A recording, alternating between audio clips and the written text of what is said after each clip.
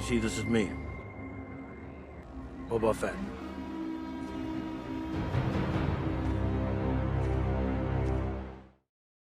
Hey everybody, welcome back to the Chiss Ascendancy. We are on day 2 of 30 Days of Boba Fett, and today I want to talk about how Boba Fett is a man with convictions. He's a man with a moral code, and you would think he's just a cold-blooded killer, which he is, but he has a moral code that he follows that gives depth to the character that maybe the average fan doesn't know about. I was talking to someone the other day, and they're like, not really impressed, he's got cool armor, and I was like, yeah, well, you don't know him.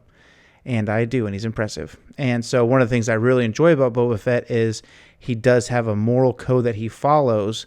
And so I wanted to get into that a little bit tonight. Like I said in yesterday's video, we're going to be dipping into legends, canon, books, comics, all that kind of stuff. And there's moments where Boba Fett does the right thing because it benefits him. But there's also times that Boba Fett does the right thing because he's a man of his word. You saw this in Mandalorian Season 2, where Boba gets his armor and he can prove he is who he is. And the Mandalorian, Din Djarin, says, okay, well, you've kept your end of the bargain. And Boba says, no, I haven't. My job was to get the child, protect the child, get him safely to you or whatever. And he follows up with his end of the deal, following into the whole next episode and the season finale and everything. But there's a moment actually from Legends that I wanted to share with you guys in the book, The Tales of the Bounty Hunters by Mr. Kevin J. Anderson gets the official nod as the author, but there's different authors throughout the book. So I think it's the last one in that series of short stories about IG-88, Zuckuss, Bosk, all those guys, Dengar. And this one's called The Last One Standing. The Tale of Boba Fett. This one is by a guy named Daniel Keyes Moran, I think is how you say it. And this was released in December of 1996. So it's an older book. It's an older code, but it checks out. And you have a couple of times that it's flashbacks going back into his first run-in with Han Solo before he even knew who Han Solo was, working with Vader and things like that. And there's a moment here that I want to share with you guys, a little fireside reading for you tonight in this nice Christmassy atmosphere. But there's a moment, and it's real short, but it's just one sentence here where they're talking about running spice and things like that. And it's talking about, does it ever bother your conscience? Fett said again in the voice that always sounded so harsh when he spoke basic, which is kind of cool. You think about it. What does that mean? Does that mean they thought his native tongue was something else? Because obviously in canon, he's a Kaminoan clone who speaks basic. Does it ever bother your conscience, trafficking in spice? Vor said a little hesitantly, it's not even addictive. And there are valid medical uses for it. The bodyguard nearest Fett blinked, shook his head, and blinked again.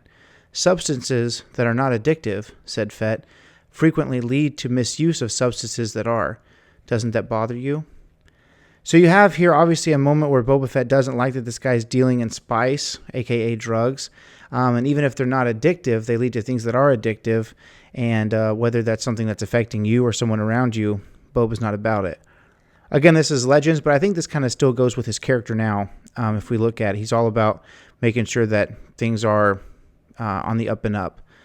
And if that means honoring his word to kill somebody, then if they deserve it, then he thinks they deserve it, Fast forwarding a little bit, this is a moment from right before Episode 6 takes place. Boba Fett is in Jabba's palace. He's delivered Han Solo, who obviously he feels rightfully had a bounty on his head and things like that. And we're going to jump forward into this one here. This will be fun if you guys haven't heard the story before. It says, Fett lay on the bed in his darkened quarters deep inside Jabba's palace, wearing his armor, staring up into the darkness.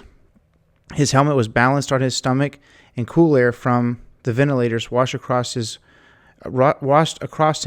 in rhythmic gusts. A heavy pounding sounded at his door. Fett sat up, donning his helmet. I do love this about Legends Boba Fett. It's like if anybody else is in the room, the helmet goes on.